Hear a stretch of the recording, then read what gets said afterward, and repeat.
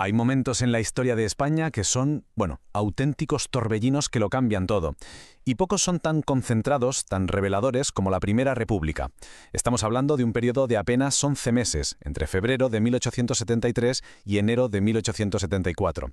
Fue el primer intento de España por gobernarse sin un monarca. Y se desató una mezcla increíble de idealismo, de conflicto y al final, de fracaso. Un experimento fugaz, sí, pero su colapso sentó las bases de la restauración y redefinió por completo el rumbo del país. Así que vamos a analizar a fondo la anatomía de este proyecto tan intenso y a la vez tan fallido. Para entender bien por qué se vino abajo, vamos a seguir un orden cronológico a través de 5 etapas clave. Primero, veremos cómo la República nació ya rota, con una división interna tremenda. Después, nos meteremos de lleno en el idealista pero caótico experimento federal. Veremos cómo en un intento desesperado por sobrevivir, la República dio un giro hacia el autoritarismo, traicionando sus propios principios. Analizaremos el golpe de Estado que le puso el punto y final, y por último, veremos cómo su fracaso dejó la puerta abierta para el regreso de la monarquía borbónica. Empezamos, pues, por el principio de todo, un comienzo de lo más frágil. El 11 de febrero de 1873, el rey Amadeo I de Saboya, totalmente superado por la situación del país, abdica. Y claro, ante ese vacío de poder, las Cortes proclaman la República. Pero ojo, esto no fue el resultado de un gran movimiento republicano fuerte y unido, sino más bien una solución de emergencia. Desde el primer momento, la República no fue un proyecto cohesionado, sino un campo de batalla para visiones políticas que eran sencillamente irreconciliables. Y si hay algo que demuestra esta inestabilidad de la que hablamos es esta sucesión de presidentes. Es que es de vértigo. 4 presidentes en menos de un año. Empezamos en febrero de 1873 con Estanislao Figueras, un líder que intentó mediar entre facciones pero no lo consiguió y dimitió en junio.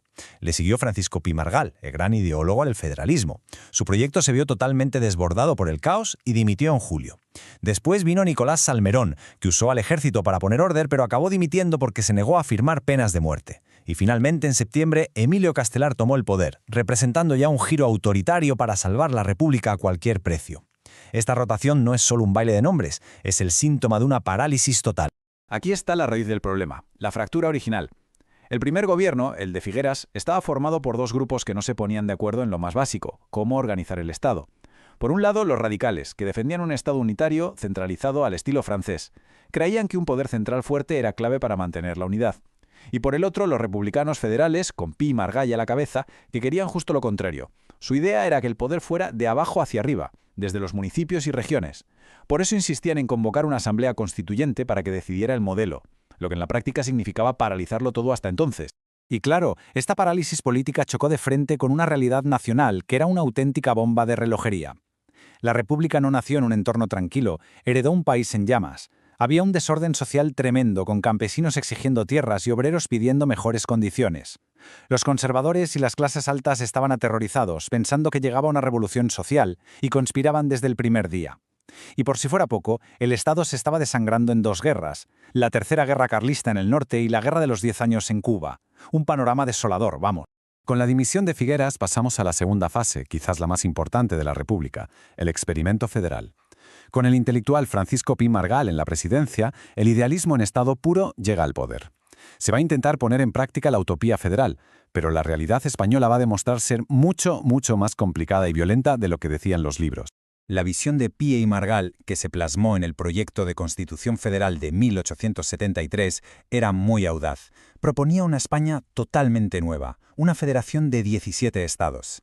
Y ojo, aquí se incluían Cuba y Puerto Rico.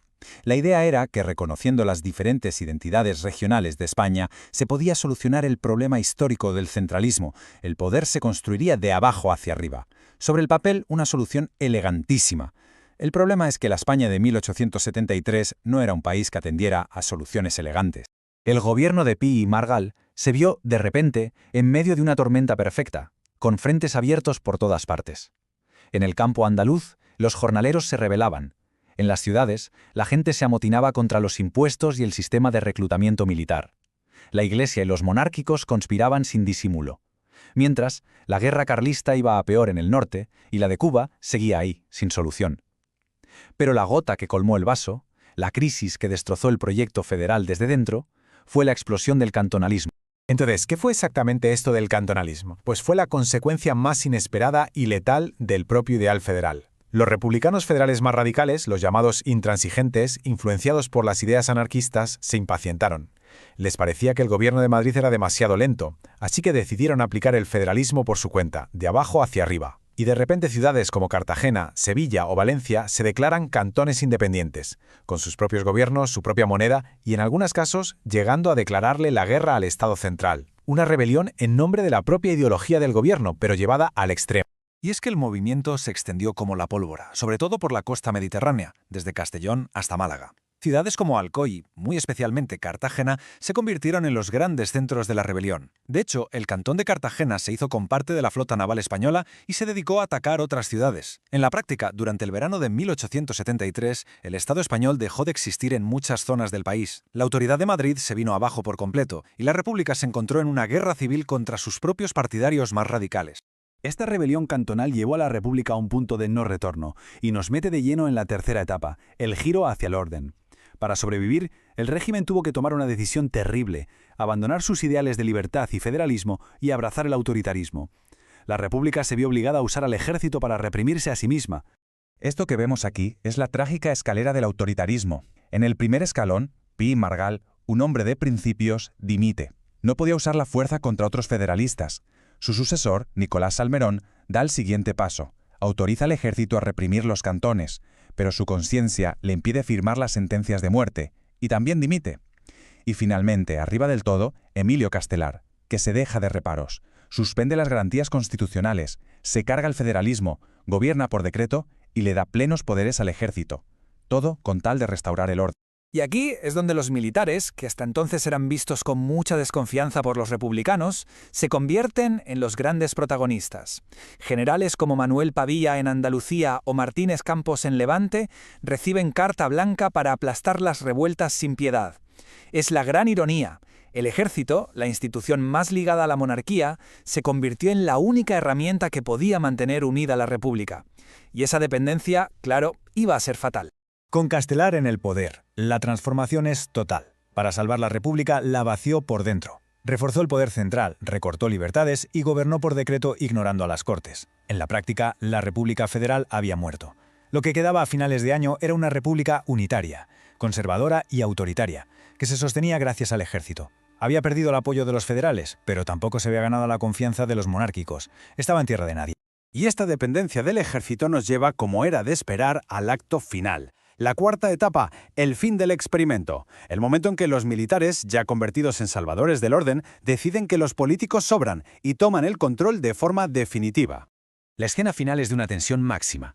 El 3 de enero de 1874, las Cortes votan una moción de censura contra Castelar y la mayoría federalista, lógicamente, la gana.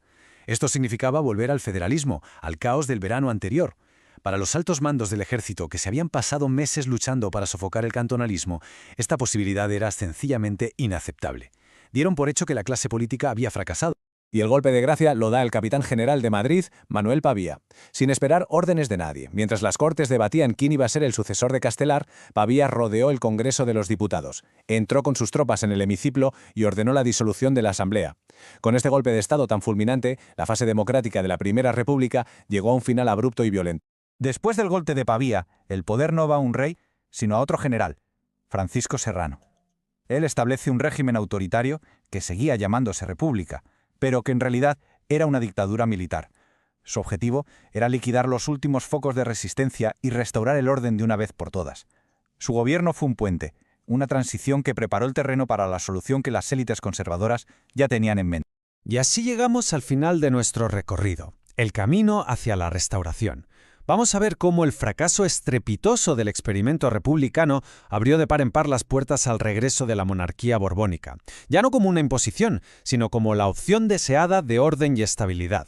Mientras la República se desmoronaba, el político conservador, Antonio Cánovas del Castillo, trabajaba en la sombra preparando la alternativa. Su plan era restaurar la monarquía, pero no una absolutista, sino un modelo nuevo.